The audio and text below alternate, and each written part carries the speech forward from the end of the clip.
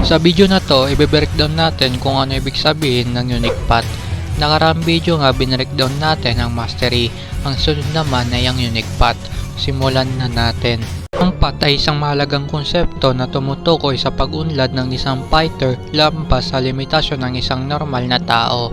Hindi lang ito tungkol sa pag-iensayo, ito ay tungkol sa self-discovery at ang pagbuo ng sariling estilo ng pakikipaglaban na tanging ang karakter lang na iyon ang makakagawa, meaning kahit may ability ka pa na copy technique, hindi ito gagana. Ang path ay ang evolution ng isang fighter mula sa pagiging malakas tungo sa pagiging overpowered at pagkakaroon ng sariling identity sa laban.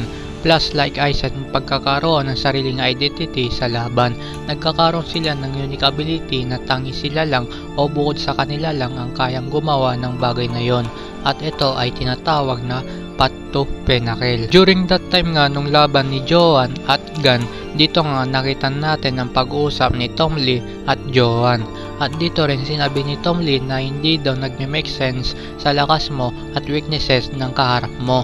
And may isang way nga lang daw para matalo ang kaharap mo. At yun nga daw ang mga tao na may sariling path.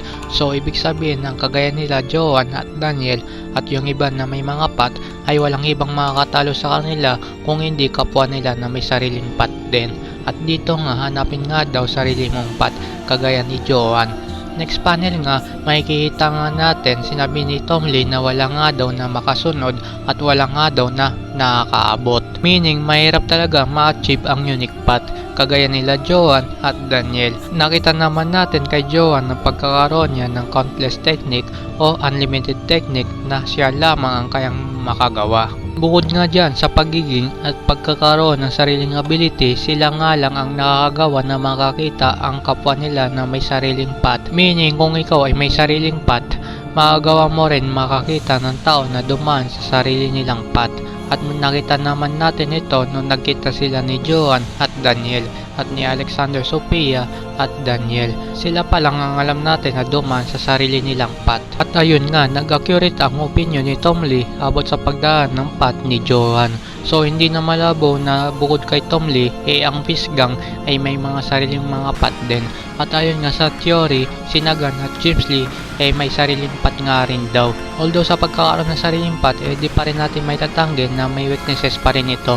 And for me, sa insights ko lang, kapag abusado or na-overuse ka sa paggamit, malaki nga impact nga ito sa katawan mo. Yes, naapektuhan nga ito pati katawan. Para nga ma-develop ito, you need a lot of experience how to handle this. At dyan nga nagtatapos ang ating topic sa pagkakaroon ng path ng isang fighter o individual at paano ito nabubuo. At kung ikaw ay isang fan ng Logism at related ka sa mga ganitong content, mag-subscribe ka na at pakipindutin ang notification bell para lagi kang updated sa paparating pa natin na upload na video.